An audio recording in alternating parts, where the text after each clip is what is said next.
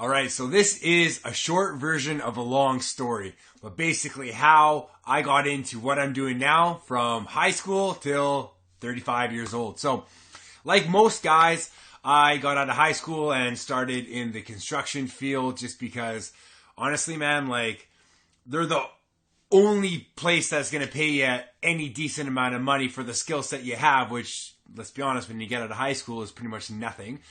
So, I did that for about 6 months, and I was actually working downtown Vancouver. I live in BC on the West Coast, and I worked for a guy. I forget what the name of the company was. I worked there for 3 months, and the guy took off, just left us, didn't pay us, and again, man, like, I was, 18, 19 years old, and that was a big deal. I was commuting back and forth to work. And anyways, that was basically the point in my life when I realized that I needed to get into sales. I knew that I could make money with my mind instead of my back. I'm very mechanically inclined. I can build anything if I want to, but I prefer working with people and actually having an impact, not just being, a laborer or whatever. And there's nothing wrong with that, but I knew this like way, way younger than most people, that I loved the communicating and providing a service and whatnot. So I jumped through, a ton of different jobs. I worked at 3 gyms. I love fitness. I'm into health and wellness. It's a big part of my life. So I worked there for a few years, ended up at World Gym. And from there, I ended up going to Fastenal, which is an industrial supply company. I flew out to Winona, Minnesota, went for training, did the whole works, had my own territory, outside sales. It was great, but of course, wanted more money. Started with a company called Alsco, which is selling, mats and toiletries and uniforms and stuff like that. Did that for almost a year, but it was downtown Vancouver, about an hour away, and the commute was just, if anybody that does a commute knows, it sucks, man. It's the worst use of your time you could possibly do, sitting in traffic, and half the time you gotta pee because it's the middle, you're first thing in the morning, you're stuck in the middle of traffic, you're having your coffee, and I'm like, I gotta get to work, right? So, finished Alsco and started working for a company called Quick Curb, selling about, I think they were $80,000 business franchises, which is pretty much like a curbing equipment turnkey business system with it's an auger, and you put, the concrete in and it shoots out. It's kind of like a Play-Doh machine. So I was selling that over the phone, and great commissions, but of course, seasonal job. There's only so many people that come in, so many leads you get. And then I ended up working at Harley Davidson. I absolutely loved, I was selling cell phones for about 2 years, and I loved that job. It was a great job.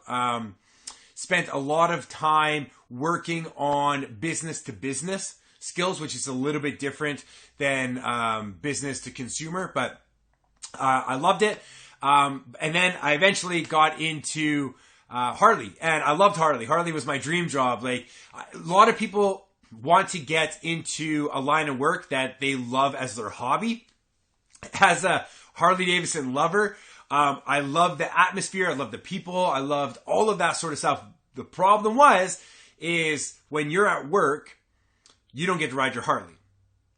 Every sunny day, you got to be in on the sales floor, because if you're an outstanding salesperson and you want to show your sales manager how committed you are, you show up all the time. If the doors are open, the lights are on, you're in the seat making calls, trying to make an income. That's how you get more leads, and you get, the pick of the litter, so to speak. I did that for 4 years, and I kept seeing these kids come in with $30,000, $50,000, $100,000 pickup trucks, coming in signing checks for brand new Harleys. And they're like 18, 20 years old. I was like, how are these kids affording brand new diesels and brand new Harleys, and they got nice clothes on all the time? And here I was at 27, 28 years old, struggling to make over $5,000 a month. One of the guys is like, yeah, man, you got to go to the oil field. I kept hearing this, oil field, oil field, oil field. This was like 2013, 2014, so it was booming up in Western Canada. And I just, against every bone in my body, I was like, that's it. I'm going to the oil field. Because again, I've been a sales guy my whole life, but I figured, I'm like, if these guys are making six figures, they're happy, they have time off, whatever. And I went for it. I told my sales manager that I was taking an excavator training course, that I was going to go up north. I had this master plan. I was going to make six figures a year, save the money, 10-year plan, buy a house, all, you know, the oil field dream, if you want to call it that. And what they don't tell you is pretty much you vacation at your home and you live 3 weeks out of your life in a makeshift town made out of portables in the middle of nowhere, like 500 miles from any town. And they tell you what to eat. They tell you when to work. They tell you when to sleep. They tell you when you can work out. Your entire life is literally jail with a little bit of money in there. And it's not even that great of money, because when you pay or when you make that much money, you pay so much in income tax. So again, I was making 10 grand a month, but I was giving $4,000 away every single paycheck. So imagine making $100,000 a year and paying $40,000 away. That's only 60 grand.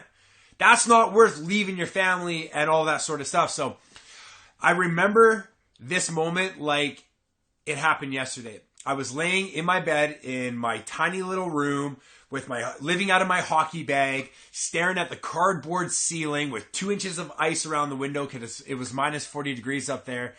And I was like, man, there's gotta be, there's ways out there that people are making millions of dollars and they're not here.